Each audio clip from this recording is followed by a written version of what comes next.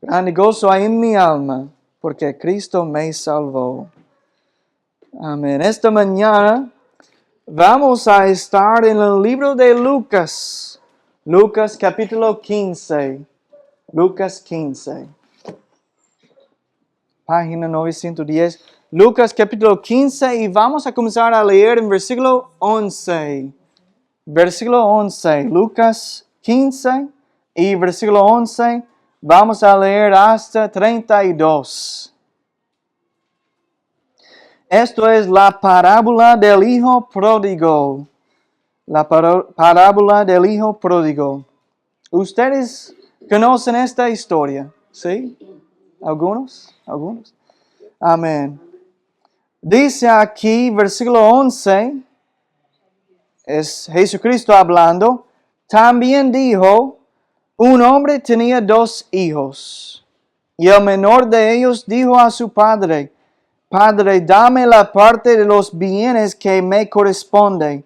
Y les repartió los bienes. No muchos días después, juntándolo todo, el hijo menor se fue lejos a una provincia apartada.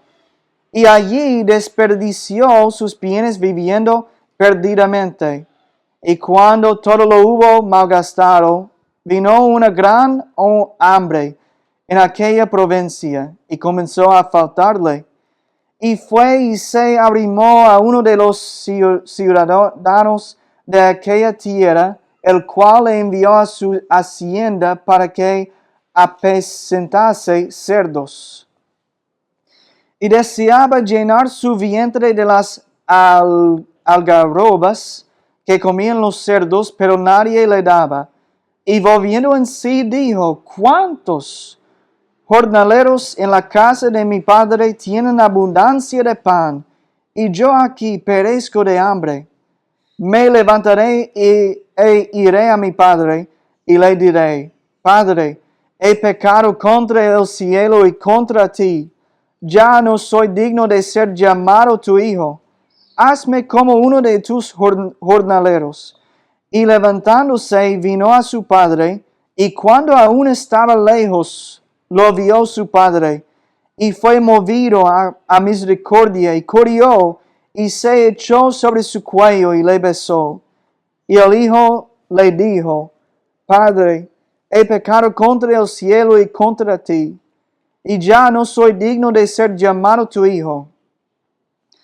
Pero el padre dijo a sus siervos, sacad el mejor vestido y vestidle, y poner un anillo en su mano y calzado en sus pies, y traer el becerro gordo y matarlo y comamos y hagamos fiesta, porque este mi hijo muerto era y ya ha revivido, y se había perdido y es hallado, y comenzaron a regocijarse. Y su hijo mayor estaba en el campo, y cuando vino y llegó cerca de la casa, oyó la música y las danzas. Y llamando a uno de los criados, le preguntó qué era aquello. Y le dijo, tu hermano ha venido, y tu padre ha hecho matar el becerro gordo por haberle recibido bueno y sano. Entonces se enojó y no quería entrar. Salió por tanto su padre y le rogaba que entrase. Mas él respondiendo dijo al padre, he aquí, tantos años te sirvo, no habiéndote desobediencia jamás, y nunca me has dado ni un cabrito para gozarme con mis amigos. Pero cuando vino este tu hijo, que ha consumido tus bienes con rameras, has hecho matar para él el becerro gordo. Él entonces le dijo, Hijo, tú siempre estás conmigo, y todas mis cosas son tuyas. Mas era necesario hacer fiesta y regocijarnos, porque este tu hermano era muerto y ha revivido. Se había perdido y es hallado. Amén. Es una historia muy bella, ¿verdad? Muy hermosa. Eso es lo que pasa con nosotros. Como que Dios nos encontró. y como nosotros volvimos a Dios en nuestra vida para aceptarle a Jesucristo. Regresamos a casa donde Dios. Esta mañana yo quiero compartir con nosotros qué es lo que Dios quiere de nosotros esta Navidad o al este fin del año. ¿Qué es lo que Dios quiere de nosotros? Uno podría preguntarse, ¿qué podría querer Dios? Él lo tiene todo y lo que no tiene podría crearlo para sí mismo. ¿Qué es lo que Dios quiere? Pero hay ciertas cosas sobre las que Dios elige no poner un control total. Dios no está en el cielo jugando una partida de ajedrez con toda la humanidad. Dios nos da libertad para elegir el camino que vamos a seguir. Dios puede guiarnos, como cantamos esta mañana. Dios puede guiarnos, puede impulsarnos suavemente en una dirección, en la dirección que nos llevaría a la vida más plena y bendecida. Pero Dios no fuerza nuestras decisiones. Él no está forzando nosotros. Nosotros somos quienes decidimos nuestro propio destino.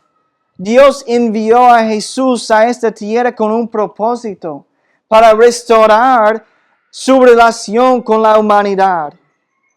Y hay dos tipos de personas en este mundo: las que ya sirven fielmente en la casa del Padre y aquellas a quienes Dios espera que regresen a casa.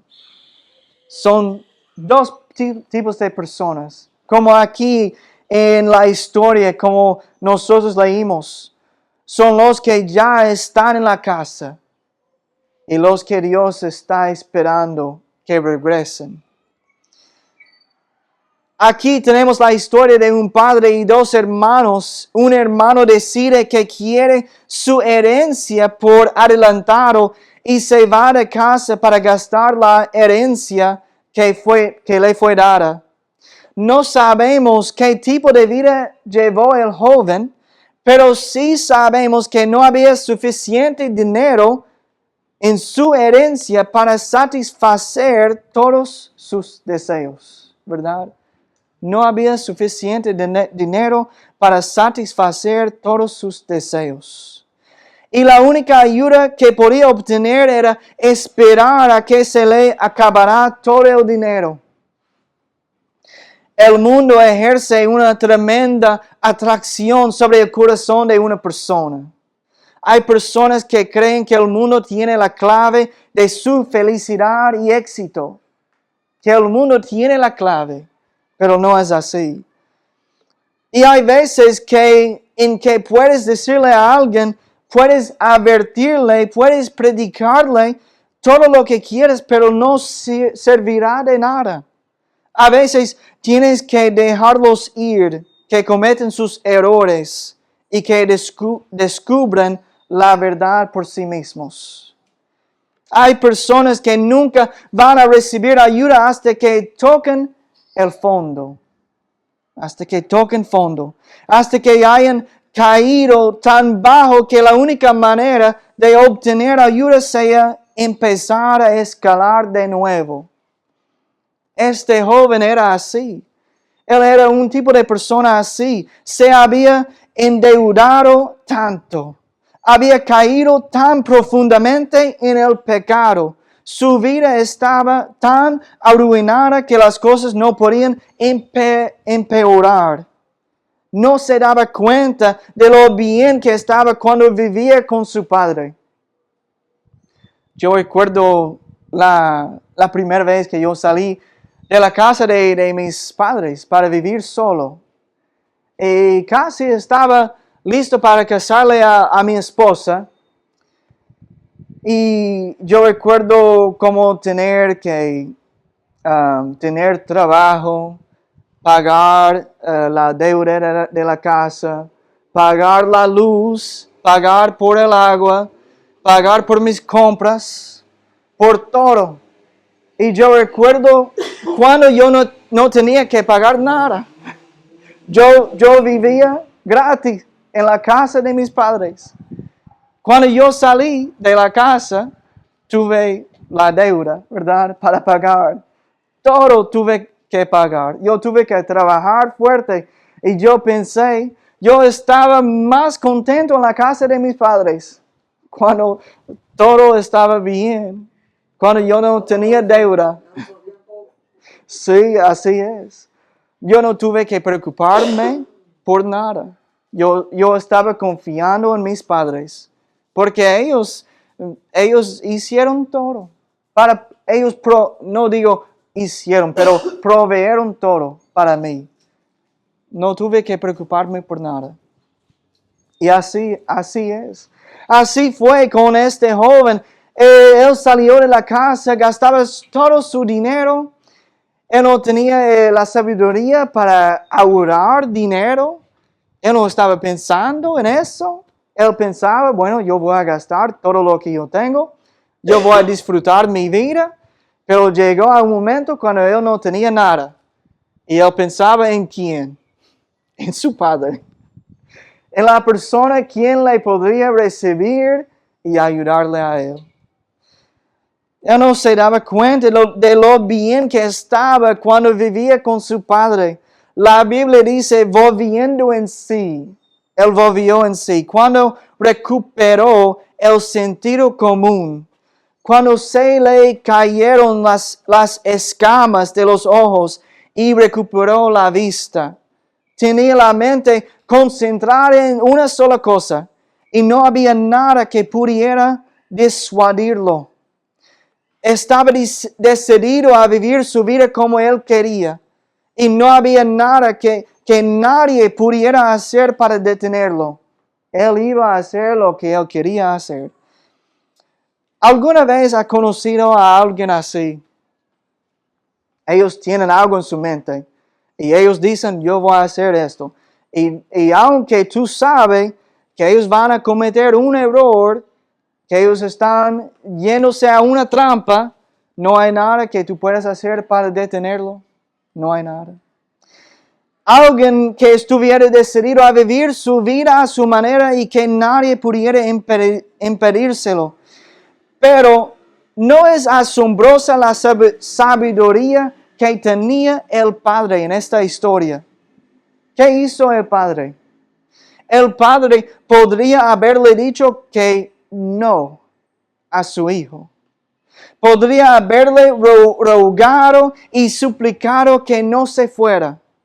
Podría haberlo obligado a quedarse, pero no lo hizo.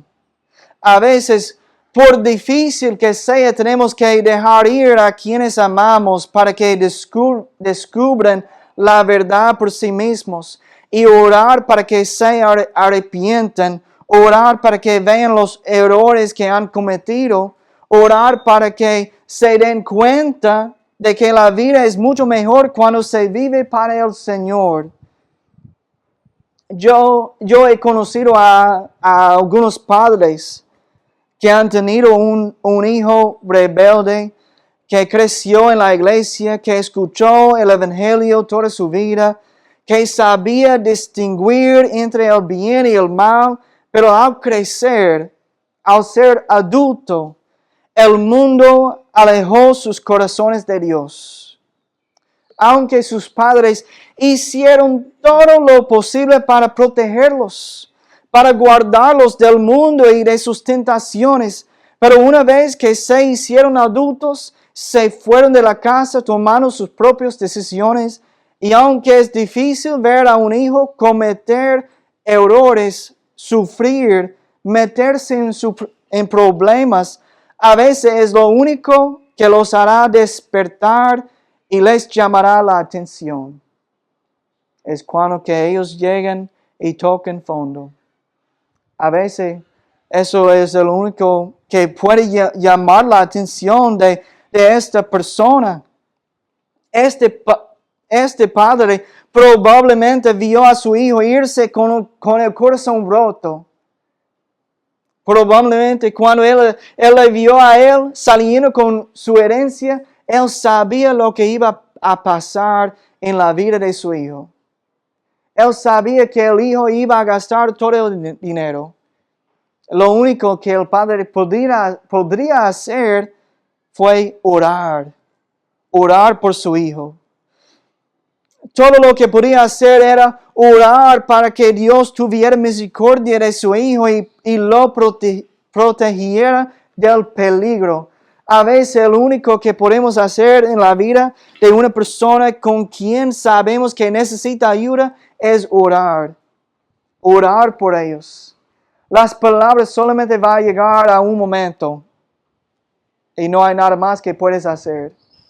No podemos forzar la vida de una persona para servirle al Señor. No podemos hacer a ellos que se arrepientan. Lo único que podemos hacer a veces es orar por ellos. Orar.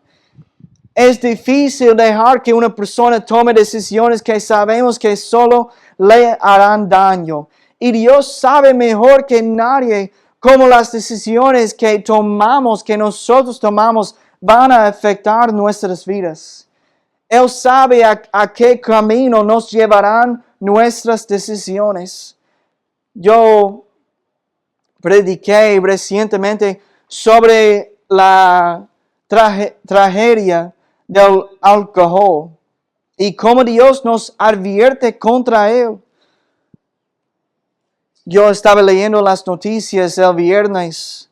Yo vi en las noticias que aquí en la República Dominicana en solo 24 horas desde la Nochebuena, 131 personas habían sido atendidas por envenenamiento o intoxicación del alcohol, incluyendo 9 menores de edad y uno de ellos era un niño de 3 años. De 3 años. Más de 3 millones de personas mueren, cada año por causas relacionadas con el alcohol. El mayor número, 13% de muertes relacionadas con el alcohol en 2019 se registró entre jóvenes de 20 a 39 años. Se ha demostrado que el consumo de alcohol acorta la vida en un promedio de 24 años.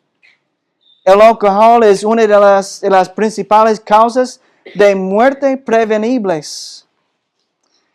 Pero hay quienes que no van a escuchar a este mensaje hasta que sean ellos quienes estén alimentando a los cerdos y tengan tanta hambre que deseen comer con lo que comen los cerdos. Hay quienes no van a escuchar el mensaje hasta que sus vidas se vean afectadas por sus propias decisiones. Yo perdí a un amigo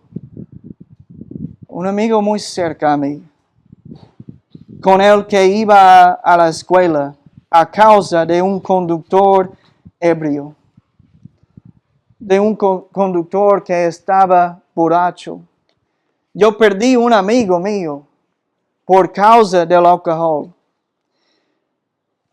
Uno puede decir, pero Dios solo está tratando de impedir que nos divertamos. No, Dios está intentando para proteger tu vida y tu alma. Dios solo está tratando de impedir que nos divertamos. El Padre solo estaba tratando de evitar que su Hijo se divirtiera. Los padres solo están siendo malos y tratando de impedir que sus hijos disfruten su vida. Pero no es así. No es así. Yo creo que yo he dado este ejemplo antes, pero nosotros, cuando vivimos en los Estados Unidos, vivíamos en una casa cerca de la carretera, donde los vehículos andaban con una velocidad muy, muy alta. Y siempre le decimos a nuestros hijos, que ellos no podrían acercarse a la carretera, porque había peligro por eso, ¿verdad? Nosotros teníamos una división en nuestro patio, pero si los niños querían, ellos podrían cruzar para el otro lado donde había la carretera. Y nosotros siempre le dijimos a ellos, tengan cuidado, jueguen en el patio al frente de la casa y no se acerquen a la carretera. ¿Por qué nosotros dijimos esto? Para que ellos no puedan disfrutar su vida, para que ellos no puedan jugar en la calle como quieran, para que ellos no puedan cruzar por el otro lado donde había más patio. No, nosotros no dijimos eso por esa razón. Nosotros dijimos eso para protegerle su vida, para proteger la vida de ellos, porque sabemos que hay peligros ahí. Un vehículo puede cruzar, no verle a ellos y chocarle y matarle en un segundo. Y pasa todo el tiempo con adultos aquí, ¿verdad? Que ellos cruzan la calle. Ellos están cruzando la calle, no ven al motor, al vehículo y los chocan. Eso, cuando vivimos en la capital, había momentos en cuando nosotros vimos eso con los ojos. Pasó a una persona, muy triste, es muy triste. Entonces nosotros como los padres sabemos que hay peligros ahí. Intentamos para protegerlos a ellos. Dios hace el mismo con nosotros. Él sabe que hay peligros en la calle. Hay peligros con los vehículos. Hay peligros con el pecado. Y Él intenta para guiarnos, protegernos. Quizás Dios está tratando de proteger a sus hijos, a nosotros. Quizás el padre solo estaba tratando de cuidar a su hijo. Quizás a los padres les importa lo suficiente como para advertir a los hijos sobre los peligros que hay en el mundo. Hay veces en las que puedes enseñar, puedes decirle, puedes advertirle a una persona, pero no te escucharán hasta que se hayan ido de casa y hayan cometido sus propios errores. Pero va a llegar un día en que vuelven en sí y se den cuenta de que todo lo que les había dicho era verdad, era la verdad. Llegó un día en la vida del hijo pródigo en el que volvió en sí. Se dio cuenta de que la vida que había vivido con su padre no era tan mala. Después de todo, no era tan mala. Y que la vida con su padre era mejor que la que estaba viviendo en ese momento. Después de haber malgastado su dinero en pecado, en una vida desenfrenada, se dio cuenta de que era más feliz, estaba más contento cuando estaba en la casa de su padre. Estaba más feliz. Siempre podemos volver a casa. Siempre podemos volver a casa. No importa cuán lejos te hayas alejado de Dios, siempre puedes volver a casa. El mayor regalo que tú podrías darle a Dios esta Navidad no es una donación, no es una buena obra, no es algo así, es tu corazón. Es tu corazón. Lo mejor regalo que tú puedes darle a Dios esta Navidad, este fin del año, es tu corazón. Dios es como ese padre de la historia. La Biblia dice en el versículo 20 que el joven estaba de regreso a casa, pensando en lo que le diría a su padre. Podemos imaginarlo, ¿verdad? Como que él estaba hablando con sí mismo. Muy lejos estaba la casa de su padre. Él estaba diciendo, bueno, ¿qué puedo decir? ¿Qué puedo decirle a mi padre? Ha sido años desde yo le vi a él. ¿Qué voy a decir? A veces nosotros tenemos tanta vergüenza que no queremos regresar a casa porque sabemos que hay que decirle algo al Padre. Al Padre. Hay que decirle algo. Hay que decirle perdón. Hay veces en que una persona no regresa a casa por la vergüenza que siente o porque sabe que tendrá que admitir sus errores al volver. Es algo humilde para nosotros. Pero este joven no tenía nada que perder. No tenía nada que perder. Estaba en una buena posición para empezar de nuevo. Es un buen día cuando llegas al límite porque lo único que queda por hacer es buscar ayuda, ¿verdad? Cuando lleguemos al límite de nuestras fuerzas, cuando llegamos al límite de lo que podemos hacer, lo único que queda es orar. Es un buen día cuando tú llegas a ese momento.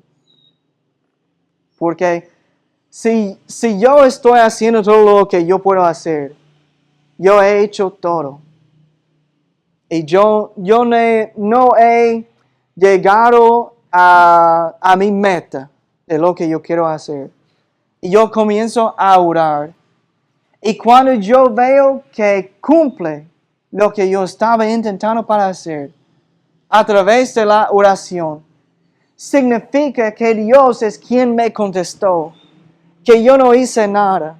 Es Dios quien me oyó, Dios quien me escuchó y Dios me libertó, Dios me ayudó en eso. El padre no estaba esperando para avergonzar a su hijo. Y eso es lo que a veces pensamos. Bueno, si yo hago esto, si yo pido perdón, yo voy a tener vergüenza. Pero el padre, él no estaba esperando para avergonzar a su hijo. No estaba esperando para hacer eso. Estaba esperando para abrazarlo. ¿Verdad? Abrazarlo. Parece que mientras el joven regresaba a casa, el padre lo estaba esperando con los brazos abiertos. Porque miren lo que dice la palabra. Dice, cuando aún estaba lejos.